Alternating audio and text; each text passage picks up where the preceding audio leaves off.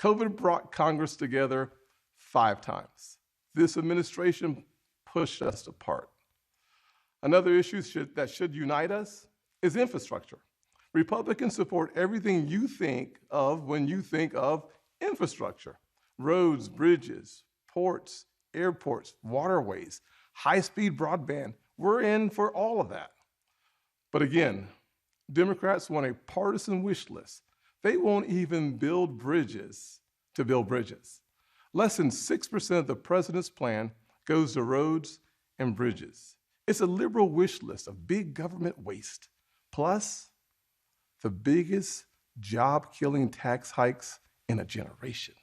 Experts say when all is said and done, it would lower wages of the average American worker and shrink our economy. Tonight, we also heard about a so-called family plan, even more taxing, even more spending, to put Washington even more in the middle of your life, from the cradle to college. The beauty of the American dream is that families get to define it for themselves. We should be expanding opportunities and options for all families, not throwing money at certain issues because Democrats think they know best. Infrastructure spending that shrinks our economy is not common sense. Weakening our southern borders and creating a crisis is not compassionate. Nowhere do we need common ground more desperately than in our discussions of race. I have experienced the pain of discrimination. I know what it feels like to be pulled over for no reason, to be followed around the store while I'm shopping. I remember every morning at the kitchen table, my grandfather would open the newspaper and read it, I thought. But later I realized he had never learned to read it. He just wanted to set the right example. I've also experienced a different kind of intolerance. I get called Uncle Tom and the N-word by progressives, by liberals. Just last week, a national newspaper suggested my family's poverty was actually privilege because a relative owned land generations before my time. Believe me, I know firsthand our healing is not finished. In 2015, after the shooting of Walter Scott, I wrote a bill to fund body cameras. Last year, after the deaths of Breonna Taylor and George Floyd, I built an even bigger police reform proposal. But my Democratic colleagues blocked it. I extended an olive branch.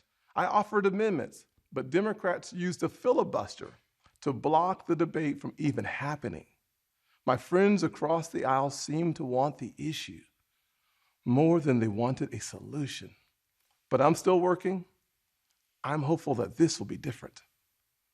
When America comes together, we've made tremendous progress, but powerful forces want to pull us apart. 100 years ago, kids in classrooms were taught the color of their skin was their most important characteristic. And if they looked a certain way, they were inferior. Today, kids are being taught that the color of their skin defines them again. And if they look a certain way, they're an oppressor.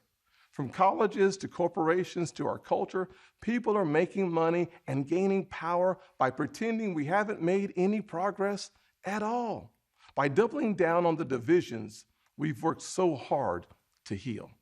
You know this stuff is wrong. Hear me clearly.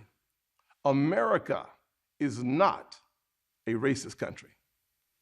It's backwards to fight discrimination with different types of discrimination. And it's wrong to try to use our painful past to dishonestly shut down debates in the present. Anxious.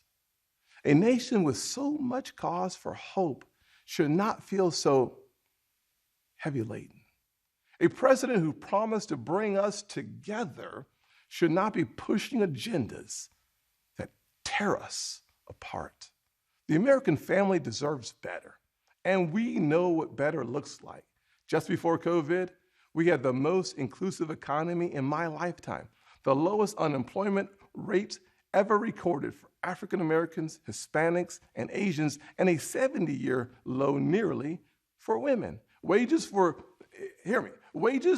growing faster at the bottom than at the top. The bottom 25% saw their wages go up faster than the top 25%. That happened because Republicans focused on expanding opportunity for all Americans. In addition to that, we passed opportunity zones, criminal justice reform, and permanent funding for historically Black colleges and universities for the first time ever. We fought the drug epidemic, rebuilt our military, and cut taxes for working families and single moms like the one that raised me. Our best future will not come from Washington schemes or socialist dreams. It will come from you, the American people, Black, Hispanic, white, and Asian, Republican and Democrat, brave police officers in Black neighborhoods.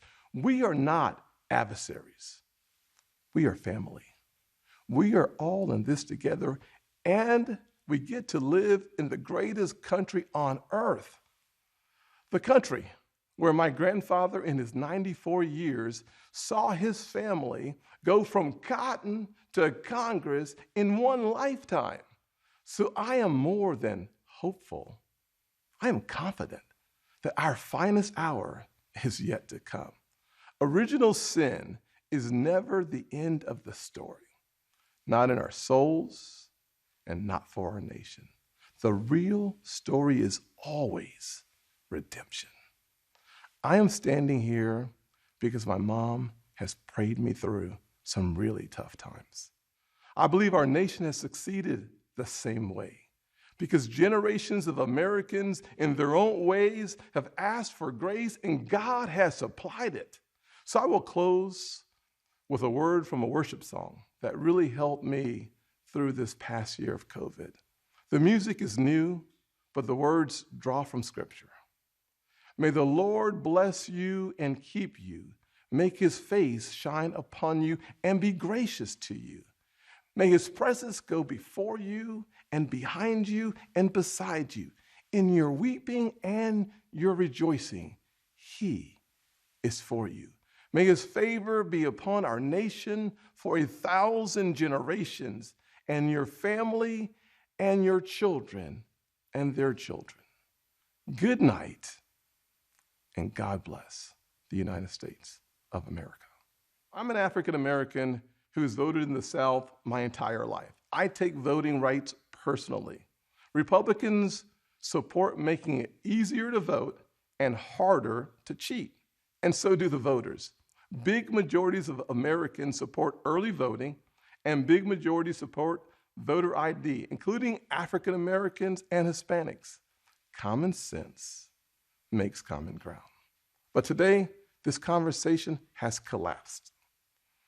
The state of Georgia passed a law that expands early voting, preserves no excuse mail-in voting, and despite what the president claimed, did not reduce election day hours. If you actually read this law, it's mainstream. It will be easier to vote early in Georgia than in Democrat-run New York. But the left doesn't want you to know that. They want people virtue signaling by yelling about a law they haven't even read. Fact checkers have called out the White House for misstatements. The president absurdly claims that this is worse than Jim Crow. What is going on here? I'll tell you, a Washington power grab. This misplaced outrage is supposed to justify Democrats' new sweeping bill that would take over elections for all 50 states. It would send public funds to political campaigns you disagree with and make the bipartisan Federal Elections Commission partisan. This is not about civil rights or our racial past. It's about rigging elections in the future.